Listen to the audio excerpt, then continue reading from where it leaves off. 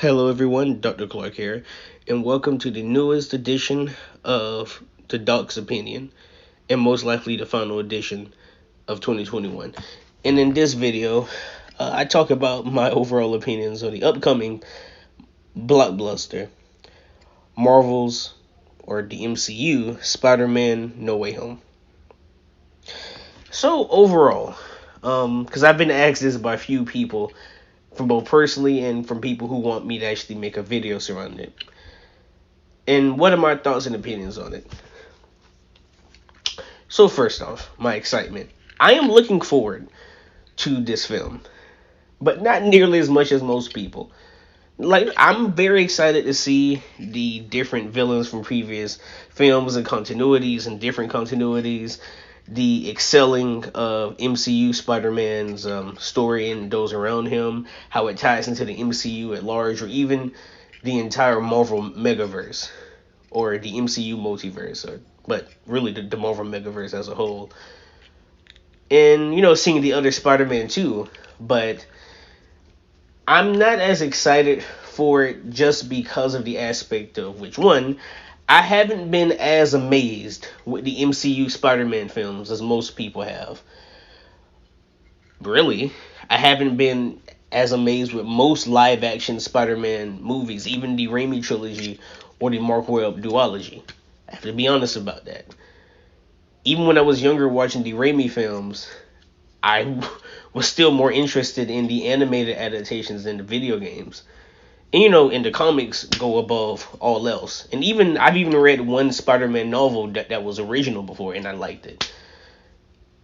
So I'm not as much of a fan as, like, even though I love the films overall, even the ones that I may not quite like as the other ones, I love the films overall. But live action Spider-Man is usually on the lowest part of the totem pole of Spider-Man media as a whole to me.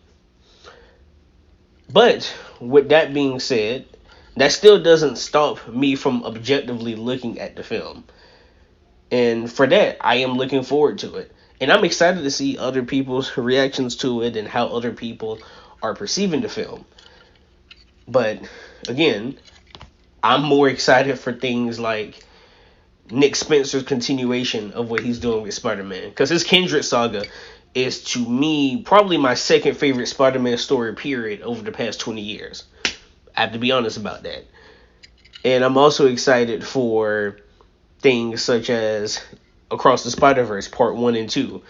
Spider-Verse is what I wanted from, or Into the Spider-Verse, is what I've wanted from a theatrical Spider-Man film since I was a child.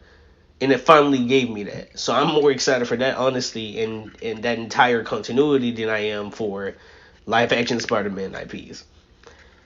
I'm excited for Marvel Spider-Man 2 that's coming to the PlayStation 5.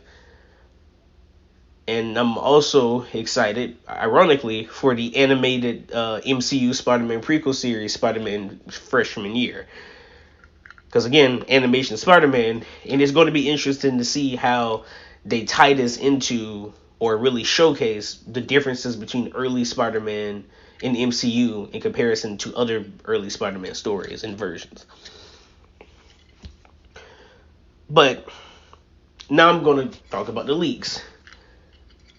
As people know, from the things I report on and the rumors I report on, I have various, let's say in a way, sources, but various places that I get accurate information with things with both evidence and proof. So I've known about a lot of the things that are quote unquote leaked, but I also know that a lot of the marketing for the film is purposely misleading in certain aspects of the film. Because we've only really seen about, from all the trailers and teasers and TV spots, we've only really seen about at most 8 minutes of the actual footage of the actual movie. So we've only seen a fraction of the film. And I can guarantee you the majority of those shots from the trailers and TV spots, or not the majority, but a good portion of them, won't be in the actual full film for various reasons. So I like, from the aspect of which the marketing leading up to the film, that we will most likely be seeing things that the teasers are trying to shy us away from. But let's also go into this. I've seen a lot of the reactions from people who are mad that the marketing isn't showing Tobey Maguire Spider-Man and Andrew Garfield Spider-Man in the marketing. And I have to be honest with you, the reactions and even the death threats that a lot of people have been getting has been out of the ordinary in terms of the amount of backlash they're getting, because when you do marketing is the hardest thing to do when it comes to creating a project, because of the fact of which the marketing can make or break its financial success. And no matter what people talk about when it comes to creative integrity, which I may make a video about in the near future, without money, you can't put the level of energy into it without having to divide your attention to other things to actually produce money to survive or put more money into it.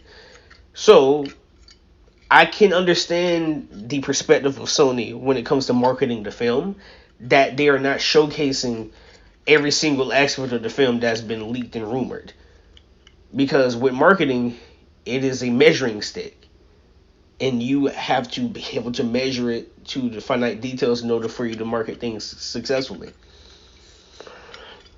But as a whole, as a consecutive whole, No Way Home and everyone's excitement for it is exactly why Spider-Man is usually always within the top 10 of highest selling merchandise, period, of a singular fictional character in terms of merchandise being sold. Toys, toys, t-shirts, things of that nature.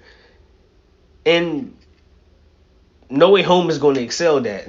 Do I think it's going to make more money than the previous MCU films?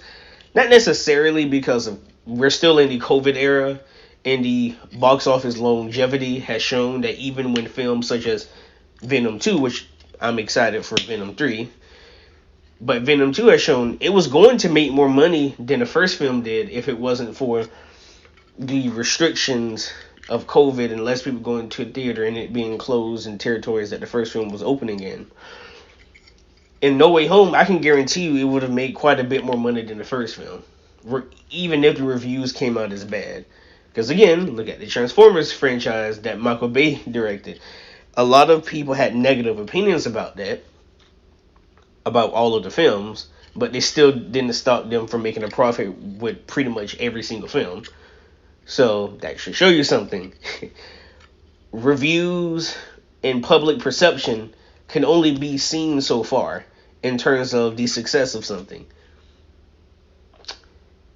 But the success of No Way Home means the success of Spider-Man as a whole. And I'm excited about that. I want for this film to do as well as it. Even if I don't like the film or other people don't like it, I want for the film to do as well as it can financially, so that Marvel can see, or any of the other companies attached to Marvel and Disney and Sony and etc., can see the profitability and the amazing aspects of Spider-Man stories. Because I'm going to flat out say this again.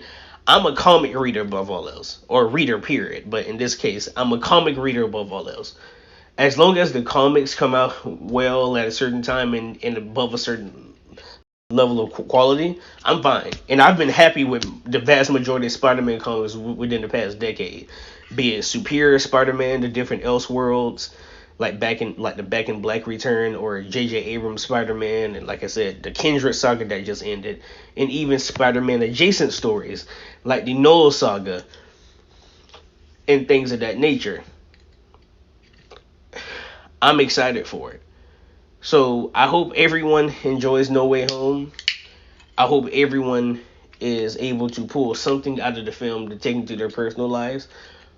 But I also hope that whoever listens to this keeps in mind that what makes Spider-Man such a good character to many people, be it adaptations of Peter, Miles, Miguel O'Hara, Gwen Stacy, etc., is the aspect of Spider-Man is supposed to be representative of the people as a whole, the people all around the world. And me as a young black man, especially growing up consuming Spider-Man media, Spider-Man, even at his worst versions of himself, has always represented the best aspects of people.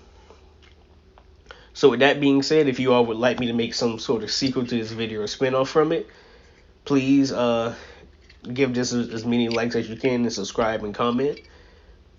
But if that is all, Dr. Clark signing out.